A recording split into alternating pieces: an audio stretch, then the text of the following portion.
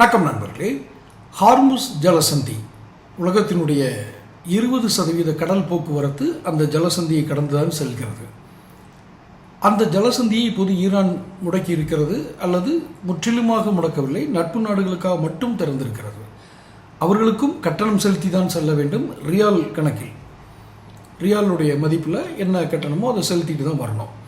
அது எந்த அளவுக்கு சாத்தியம், அந்த கட்டணம் செலுத்துவதால் நமக்கு ஏற்படக்கூடிய பொருளாதார சுமை, இதெல்லாம் ஒரு பக்கம் இருக்கட்டும். இப்போதைக்கு ட்ரம்போட அடுத்த திட்டம் என்ன? ஹார்முஸ் ஜலசந்தியை நீங்கள் திறந்தால் தான் திறப்போம், கார்க்கு தீவை அடிப்போம், ஈரானுடைய மின் உற்பத்தி நிலையங்களெல்லாம் தாக்குவோம் அப்படின்னு ஒரு திட்டத்தோடு தான் ஒரு அறிக்கை கொடுத்துருந்தாரு ஒரு 2-3 நாளைக்கு முன்னாடி. ஸோ எந்த நேரத்துலையும் ஹார்முஸ் ஜலசந்தியை நோக்கி தரைப்படை தாக்குதல் நடத்தும், கப்பல் படை தாக்குதல் நடத்துவாங்க, விமானப்படை தாக்குதல் நடக்கும், அதை நோக்கி ஈரான் இதாகும். அடுத்த கட்ட இது இன்னும் ஒரு 2 மாதத்துக்கு இந்த போர் நீடிக்குமோன்னு ஒரு அச்சம் நிலவியது. இப்போ அந்த ட்ரம்ப் ஒரு சின்ன மாற்றம் கொண்டு வந்திருக்காரு. என்ன? ஹார்முஸ் ஜலசந்தியை திறக்கிறது இருக்கட்டும், அது ஒரு பக்கம்.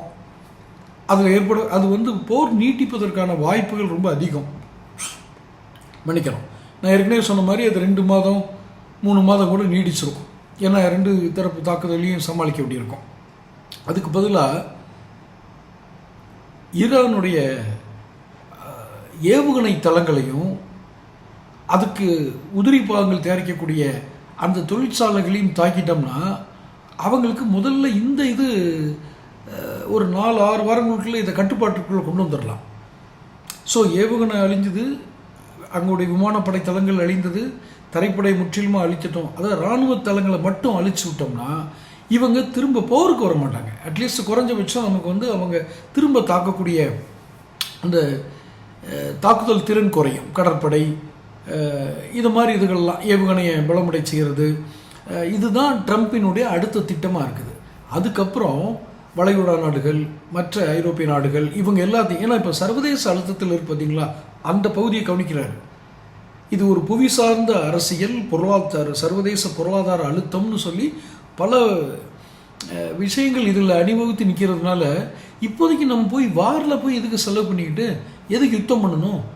இப்போதைக்கு குறைஞ்சபட்சம் அவங்களுடைய கடற்படை தளம், விமானப்படை தளம், ஏவுகணை தளங்களை போனால் அழிச்சிட்டோம்னா அவன் போருக்கு தயாராக இருக்க அளவுக்கு அவனை ஒடுக்கிட்டோம் அப்படின்னு சொன்னால் அடுத்து இந்த அழுத்தங்களை வச்சு அந்த ஹார்முஸ் ஜலசந்தியை திறந்துடலாம்.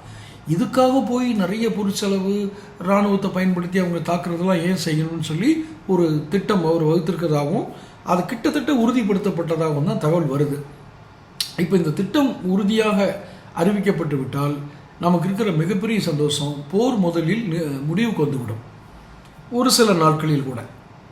என்ன காரணம்னா இவங்க போய் அந்த மின் நிலையங்கள்லாம் அடித்தா அது வேறு மாதிரி இம்பேக்ட், குடிநீர் பாதிக்கப்படும், அந்த மாதிரி இம்பேக்ட்லாம் வந்துடும். அதனால் முதல்ல அதை இவர் முதல்ல அந்த ஹார்முஸ் ஜலசந்தியை கைப்பற்றதை நிறுத்தினார்னா அட்லீஸ்ட் அதுக்கப்புறம் பேச்சுவார்த்தை தானே.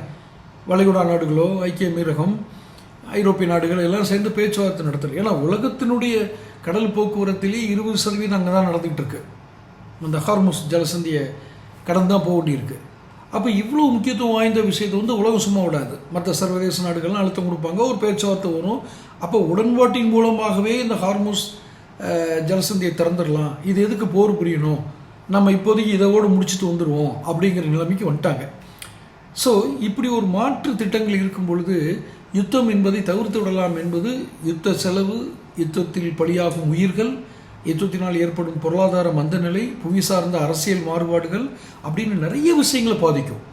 அணு ஆயுத பரவல் தடை சட்டம், சர்வதேச அணுசக்தி முகமை, இது மாதிரி பல அம்சங்களை கொண்டது தான் இந்த ஈரான், அமெரிக்க, இஸ்ரேல் இந்த முக்கோண போரே.